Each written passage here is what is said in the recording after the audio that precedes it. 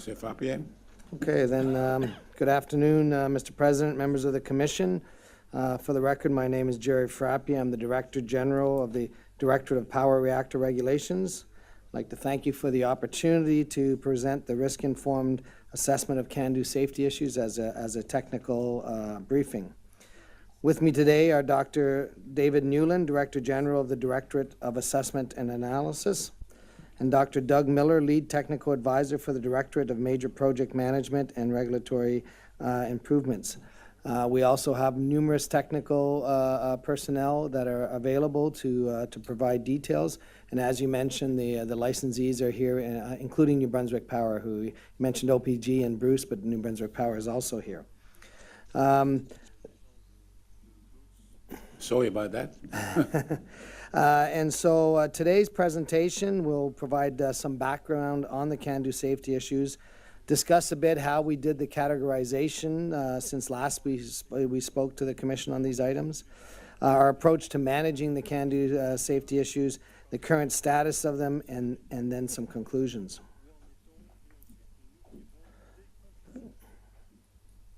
Uh-oh. Yeah, thanks, Doug. Before we get into the details, I would like to provide some context, however. This presentation will provide some details on some very, very technical subject matters, which can lead to, which I'm concerned might lead to some confusion with respect to the current status of our operating plants, our operating reactors. So I'd just like to start off by being very clear. The nuclear reactors operating in Canada meet all the regulatory requirements, and licensees are qualified and are making adequate provisions to operate the reactors. The safety cases for currently operating reactors fully apply the defense in depth framework and have appropriately conservative safety margins. However, in the nuclear business, that's never quite enough. We're always looking for more. And so as a healthy safety culture of nuclear regulators includes having a questioning attitude, looking for opportunities to continuously improve safety and increase regulatory knowledge. And it's within that context that these issues are being talked about today. Ongoing regulatory research, peer reviews from international experts, and taking operating experience into account are key aspects of continuous safety improvements and increasing our regulatory knowledge for problems today, but more importantly for problems that might come tomorrow. So the risk-informed assessment of CANDU safety issues focuses on the activities undertaken to confirm the adequacy of safety margins, increase regulatory knowledge, enhancing the safety of CANDU reactors. And with that, I'll turn it over to Dr. Doug Miller, who will continue on with the presentation. Doug Miller, for the record. Regulatory decisions are based on the best available science. But a regulator needs to have a questioning attitude, seeking continuous safety improvement and increasing regulatory knowledge. As such, one element in the framework of the International Atomic Energy Agency activities is to assist member states in reassessing the safety of operating nuclear power plants. In collaboration with the International Atomic Energy Agency, regulators of countries operating each type of reactors initiated work to enhance regulatory effectiveness through the exchange of safety-related information. This initiative resulted in the identification of generic safety issues for several reactor types. The compilations were published as technical documents, or tech docs as they're called, and include Tech Doc 640, safety issues for the Russian design reactors WWER 440, which was published in 1992, Tech Doc 1044, generic safety issues for light water reactors, that includes both pressurized and boiling water reactors, and was published in 1988. And finally, Tech Doc 1554, generic safety issues for pressurized heavy water reactors, or CANDU type reactors, and was published in 2007. These represented at the time a compilation of what was defined as safety issues for these three types of reactors. There is information in the CMD indicating the list of items identified by experts with operating experience for each reactor type. It is through initiatives such as this that the best available science is used, but also at the same time challenged. In 2007, CNSC staff were the main contributors in the development of the International Atomic Energy Agency's technical document on generic safety issues for nuclear power plants with pressurized heavy water reactors. We also developed an initial list of technical issues using this document and consolidated the safety issues in this with the CNSC's generic action items that existed at the time, which included findings from ongoing nuclear safety research and experience feedback from regulatory oversight of currently operating CANDU reactors in Canada and worldwide. Collectively, these technical issues were referred to as the CANDU safety issues, or sometimes we call them CSIs. The CANDU safety issues topics include the adequacy of computer codes, safety analysis methodologies, aging of systems, structures, and components, fire protection, seismic design, functions of pumps and valves, electrical system performance, instrumentation and control system performance, containment, auxiliary systems such as service air, service water, and instrument air, fuel behavior, and reactor core behavior. So it really did focus on the areas that we refer to as safety analysis, plant design, and fitness for service, collectively those three safety and control areas. So as discussed, ongoing regulatory research and taking operating experience into account are key aspects of continuous safety improvements and increasing regulatory knowledge. We have reported on these initiatives in regulatory oversight reports and during license renewals. However, this CMD consolidates the CNSC staff reviews. This CMD will describe the risk-informed decision-making process followed to develop the path forward for resolution of the CANDU safety issues. In 2007, an expert team of CNSC staff followed an expert elicitation process to assess the CANDU safety issues as follows. CNSC experts considered whether the item was addressed in initial licensing of the facility, whether safety analysis methodologies were appropriate, or design upgrades have been made since initial licensing. The CANDU safety issue, the item that you see in the report, was determined not to be an issue in Canada if this was the case. These are referred to as Category 1 CANDU safety issues. Next, we considered whether existing measures in place by licensees need additional confirmation or improved knowledge or understanding was needed to reconfirm the adequacy of safety margins. If the answer was no, it was determined that the licensees have appropriate control measures in place to address the issue and to continue to maintain safety margins. The CNSC, through their regulatory oversight, continues to monitor licensees' management and continued progress towards resolution of the issue or management of the issue. These were referred to as Category 2 safety issues. Category 2 CANDU safety issues can be those subject to ongoing regulatory oversight, such as component lifecycle management programs that involve component inspections and review of inspection results by CNSC staff. In addition, they can be those subject to an ongoing review, such as the results from an analysis methodology.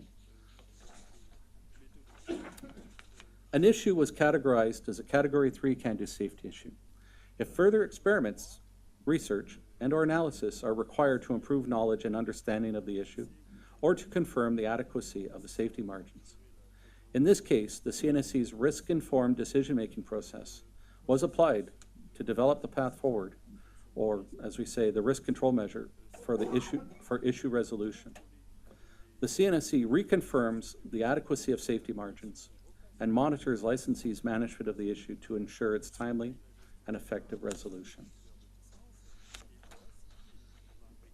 So, to summarize, Category 1 is not an issue in Canada. There is minimal regulatory oversight unless there is a change regarding the item, that there's a discovery or OPEX worldwide that would make you challenge some thinking. But that's been very rare. Category 2, the issue is a potential concern in Canada. However, the licensees have appropriate control measures in place to address the issue and to maintain safety margins.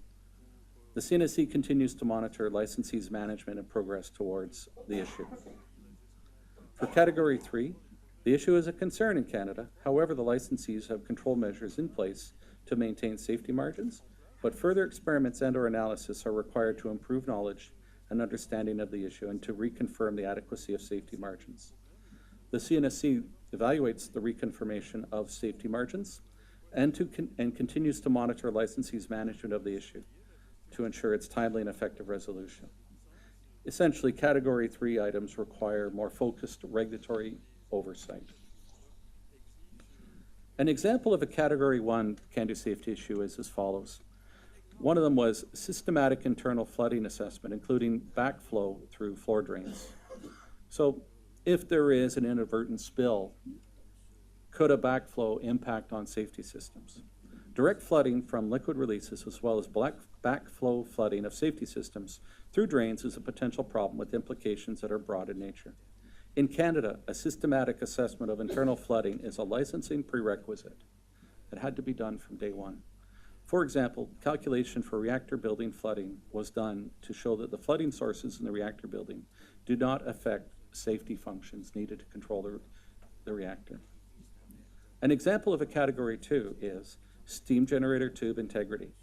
Concerns relating to the steam generator tube integrity stem from the fact that the steam generator tubing is subject to a variety of degradation mechanisms. These degradation mechanisms can impair tube integrity if they are not managed effectively. As part of safe operation, Canadian utilities are required to develop and implement steam generator tube integrity programs. The tubes are inspected according to the periodic inspection program as per the requirements and acceptance criteria in CSA standards. In addition, in-service inspection plans are developed to manage the ongoing in-service degradation discovered during inspections. The CNSC reviews inspection results, but we also look at the adequacy of the plans in view of the inspection results and looking forward, taking OPEX into account, where to focus efforts on any novel or unexpected steam generator tube degradation issues. We will provide more specific details on the status of Category 3 CANDU safety issues in just a couple of minutes. In 2007, when we did the initial assessment, there were 24 Category 1 issues, 29 Category 2 issues, and 21 Category 3 issues. Overall, through industry's efforts in addressing the Category 3 CANDU safety issues and the CNSC's effort in assessing submissions, there are now 25 Category 1 issues, 45 Category 2 issues, and 4 Category 3 issues. The recategorization process includes the following steps. A licensee will provide their submission stating the request for recategorization and include the supporting documentation addressing the path forward, the risk control measures. The CNSC staff then review the submission and evaluate the recategorization request based in view of the measures to be taken for the CANDU safety issue. After it has been verified that the risk control measures have been implemented, the Category 3 CANDU safety issue is recategorized to Category 1 or 2. The definitions just provided are used to determine if the CANDU safety issue is moved to Category 1 or Category 2.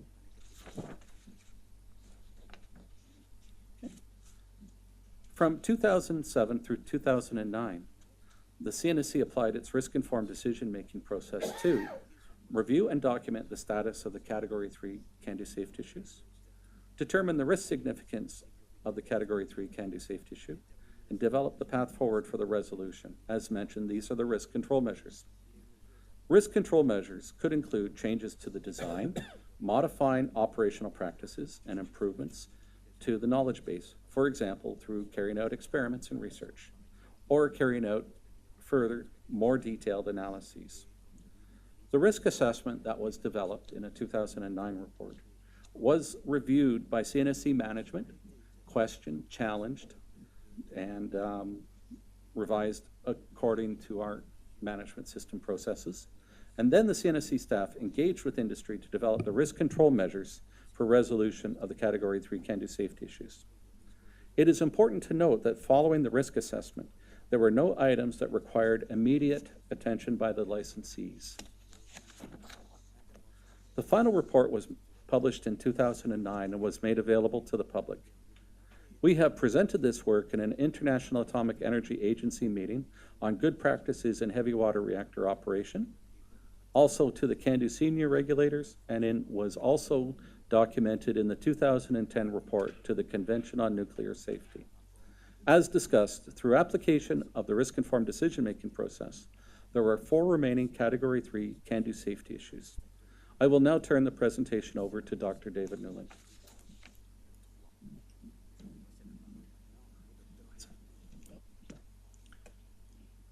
Good afternoon, Mr. President, members of the Commission. My name is David Newland, and I am the Director General of the Directorate of Assessment and Analysis. First, I would like to note that the industry has made significant progress in implementing the risk control measures for the CANDU safety issues, thereby enhancing the safety of CANDU reactors. The remaining 4 Category 3 CANDU safety issues are related to need for systematic assessment of high-energy line break effects, analysis for void reactivity coefficient, fuel behavior in high-temperature transients, and lastly, fuel behavior in power pulse transients. The regulatory positions and paths forward for addressing these Category 3 issues are well established. Further experimental work and analysis are required to confirm the acceptance criteria and analysis methodologies proposed for use in licensing applications. We will discuss the status of each of these 4 Category 3 issues in more detail in the upcoming slides. High-energy pipes are those containing fluids at high pressure or temperature. In the event of a break of one of these pipes, there is an energy release which could lead to safety systems, equipment, structures, or components being damaged. For the primary side, Darlington Nuclear Power Plant was the first CANDU station that explicitly addressed the requirements for protecting systems, structures, and components from the effects of postulated primary heat transport pipe rupture, based upon industry best practices at the time that the station was designed. The design of the Darlington station has adequately protected the systems, structures, and components from the consequences associated with a postulated rupture of high-energy piping by constructing isolation barriers and engineered restraints against jet impingement and pipe whip, or through leak before break assessments being performed. An assessment was also performed for the Bruce B station at the design stage. However, for other nuclear power plants in Canada, the issue of high-energy line breaks on the primary side was not fully addressed during the design stage. The layout of plant equipment applied the defense in-depth philosophy and implemented physical separation of special safety systems and separation between high-energy systems and special safety systems. However, not all energy lines and locations were analyzed at that time. On the secondary side, all CANDU nuclear power plants have constructed isolation barriers, engineered restraints, or performed leak before break assessments to confirm that the impacts from high energy line breaks are acceptable.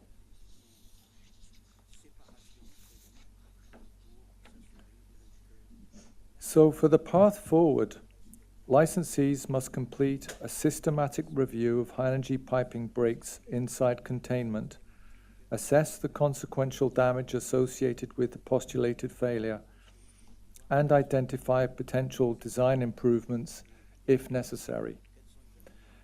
Interim measures are in place, including appropriate periodic inspection and maintenance activities to support fitness for service of high-energy pipes. Moving to the current status, Bruce Power and OPG Darlington have submitted documentation to address the risk control measures sufficient to have this issue recategorized as a Category 2 issue. Bruce Power and OPG Darlington are expected to carry out further analyses to confirm and, if necessary, update their initial assessments, taking into consideration modern analysis approaches, operating experience, and the potential effects of plant aging. The methodology for systematic assessment of high-energy line break effects have been completed for Pickering A, Pickering B, and Pointler Pro. OPG provided the assessment report for Pickering Units 5 through 8 for CNSC review in July 2016. The assessment report for Pickering Units 1 and 4 is expected to be submitted to the CNSC for review by the end of 2016. For Pointler Pro, a comprehensive assessment is being performed for all relevant pipes in the reactor building. It is expected that the systematic assessment will identify and address any potential residual issues.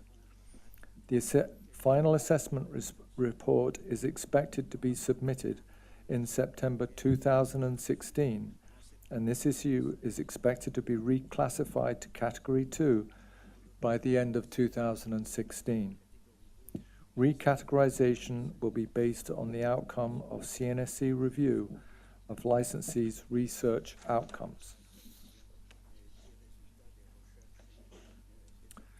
Large break Loca loss of coolant accidents, LB Loca, is a category of accidents within the design basis for CANDU reactors. This category of accidents includes the postulated break of any large pipe or header in the primary heat transport system. Computer code simulations of large break Loca accidents are performed to demonstrate that the performance of the safety systems is adequate and that the consequences of the accident are acceptable. In particular, the simulations must demonstrate that the shutdown systems are effective in shutting down the reactor and that the emergency core cooling systems keep the fuel temperatures below acceptable criteria. In the original identification of issues, 5 interconnected issues were identified for large break Locas. These issues are related to the adequacy of the knowledge base needed to support safety margins for these accidents. These were uncertainties associated with the void reactivity coefficient, behavior of the fuel during power pulse transients, behavior of the fuel in high temperature transients, rate of coolant voiding, and finally, moderator temperature predictions.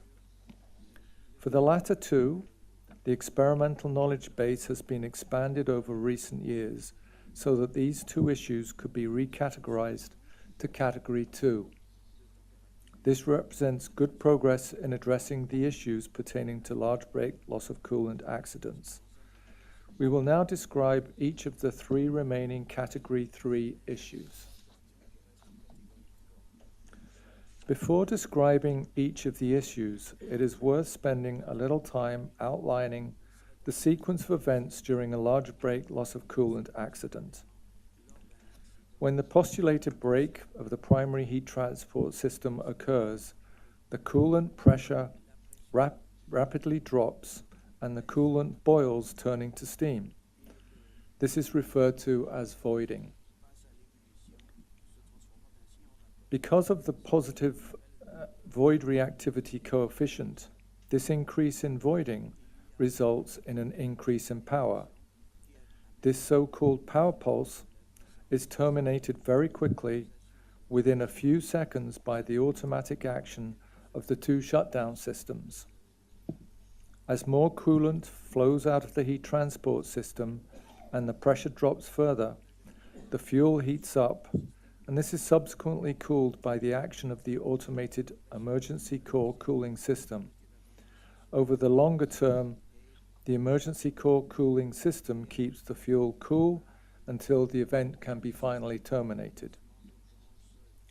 With respect to analysis for void reactivity coefficient, The characteristics of the power pulse, size and duration, are based to a large degree on the void reactivity coefficient.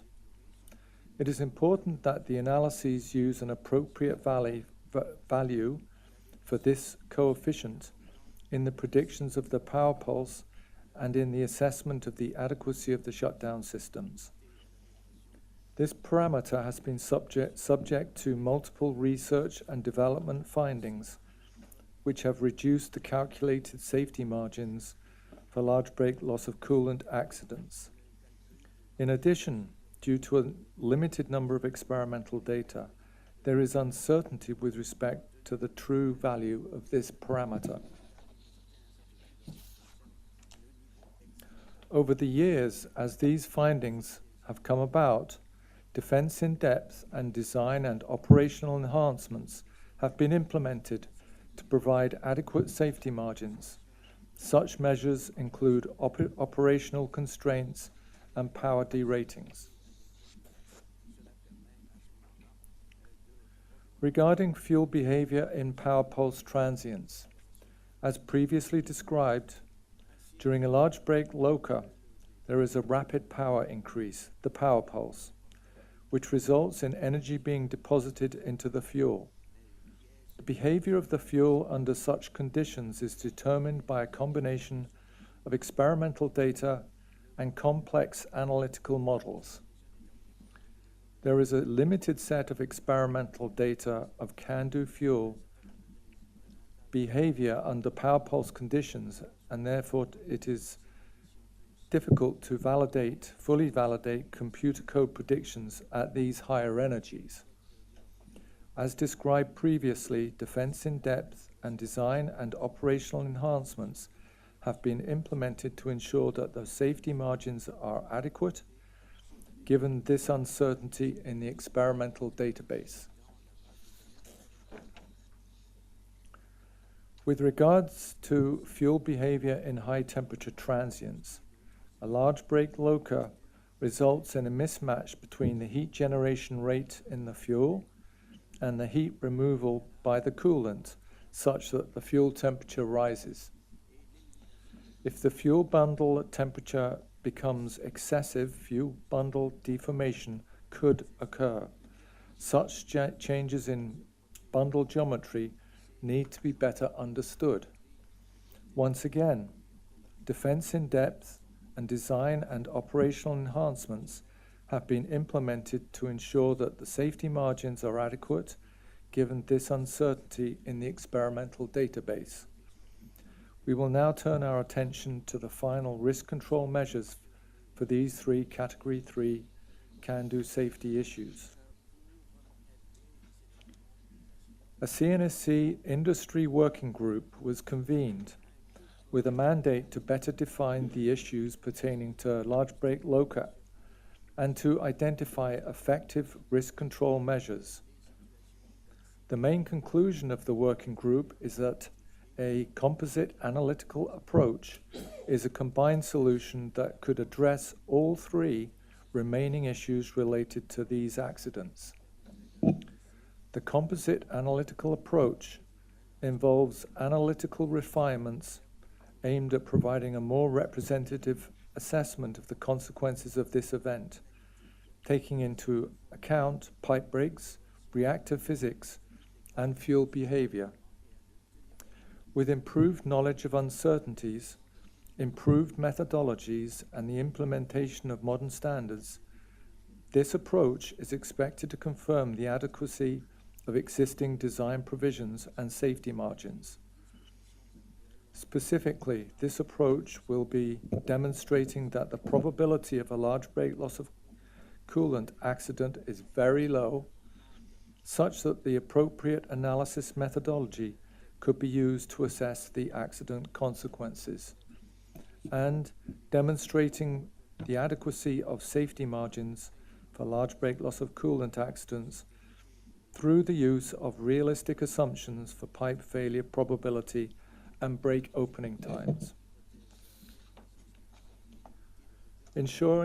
Thirdly, ensuring that the assumptions, criteria, and data used in the analysis are well supported, void coefficient of reactivity and reactor kinetic parameters, and a set of parameter limits which assure that the integrity of the fuel is maintained.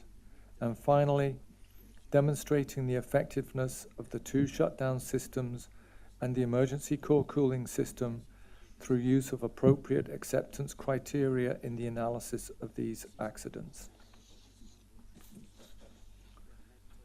CNSC staff acknowledges the significant effort spent by the industry to complete the composite analytical approach and to consolidate the current state of knowledge in key areas.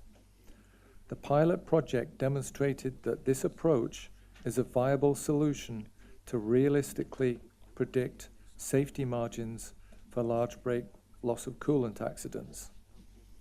Regarding reactor physics, the industry has made significant effort and progress in introducing more rigorous methods in the process of evaluation and estimation of uncertainties in CANDU reactor physics code predictions. The overall trend and progress is positive. However, further research and development and analysis is needed to address uncertainties and the scalability of the experimental data to representative CANDU conditions. Regarding fuel behavior, the industry has proposed a comprehensive framework as well as a systematic process for the identification of the barriers needed to be protected and their associated failure mechanisms. The derived acceptance criteria defined by the industry represent an improvement in comparison to the previous formulation and are better aligned with best international practice. Further work is needed regarding the technical basis for these criteria. The pilot analysis was an extensive industry effort, and CNSC staff note that there is consistent implementation of information from all technical areas considered. The industry has stated that a complete sensitivity analysis will be submitted with the planned regulatory submission using the composite analytical approach methodology. Details of the plans will be submitted by industry in 2017, and full regulatory submissions are expected in 2019. In summary, there is a clear path forward to closure, and we anticipate, subject to the regulatory review of submitted analyses, that all Category 3 issues will be recategorized in 2019. I will now turn the presentation back to Mr. Frappier. Thank you. So as mentioned, there are 45 Category 2 CANDU safety issues that require ongoing regulatory oversight. The status of these issues is assessed as part of the CNSC's ongoing regulatory oversight in the appropriate safety and control area of safety analysis, design, or fitness for service. This includes ongoing reviews of component life cycle management programs, supporting aging management and fitness for service, assessments of remaining confirmatory analyses that are ongoing, or verification of design modifications. These are tracked through the existing processes, and any significant development will be captured and communicated to the Commission in the annual regulatory oversight report that will be, as we're going to be doing tomorrow. Ongoing reviews to ensure that we stay up to date with any safety issue will be carried out through the periodic safety reviews that will become part of all licensees' license conditions. There were 3 interventions on this CMD, so we'd like to talk a little bit about what we heard on those. Overall, the interveners questioned the basis for the initial categorization and for recategorization of the CANDU safety issues. Detailed comments were provided regarding total loss of alternating current power, fire protection, fuel channels, hydrogen control, primary heat transport system relief capability, emergency core cooling strainers, and several others. CNSC staff emphasized that rigorous processes for the initial categorization and subsequent recategorizations were followed at all times. They were used for the initial categorization and for recategorization of the Category 3 safety issues. The basis of the initial categorization was documented in the CNSC report, Development of Regulatory Position on CANDU Safety Issues, Categorization of Safety Issues, which was published in 2007. For recategorization of CANDU safety issues, licensees provide their submissions stating their request for recategorization, including supporting documentation. CNSC staff then review the submission and evaluate the recategorization request based in view of the risk control measures that are going to be put in place for the CANDU safety issue. CNSC staff apply their in-depth science and engineering expertise in the assessment of licensees' submission. And independent technical panels have been called and will continue to be called in areas where established to support assessment of licensees' submission.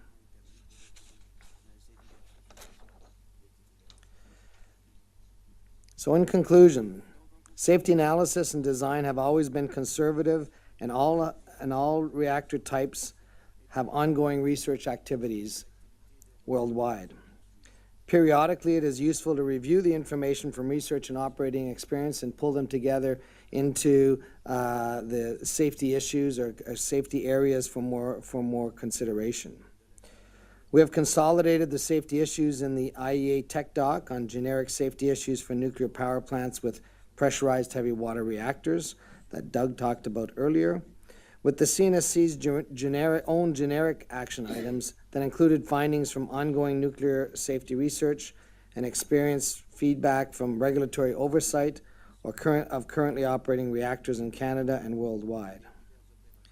Licensees must undertake focused actions on issues where further experiments and/or analysis are required to improve knowledge and understanding of the issue and to reconfirm the adequacy of safety margins. It is important to note that, as Dr. Miller mentioned, following the original risk assessments, there were no items that required immediate regulatory action by licensees, or by the CNSC or by licensees. Through application of the CNSC risk-informed decision-making process, the Category 3 CANDU safety issues have been addressed. The remaining 4 Category 3 CSIs are related to the systematic assessment of high-energy line break, the analysis for void reactivity coefficient, fuel behavior in high temperature, fuel behavior in power pulse transients. With the latter 3 grouped together as they relate to reactor behavior during large break loss of coolant accident, as previously discussed by Dr. Newland. The CNSC will continue to report on progress towards resolution of these Category 3 items. Currently, there are 45 Category 2 CSIs where licensees have appropriate control measures in place to address the issue and to maintain safety margins. The status of these issues is assessed as part of the CNSC's ongoing regulatory oversight of nuclear power plants.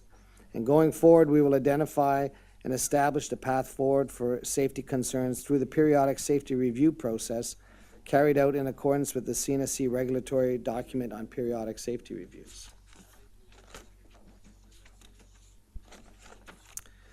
And with that, our presentation is complete. We do have an example that is in the thing that we can go through if the commission wants to. But at this point, we thought we'd stop and provide opportunity for any questions you might have. Thank you.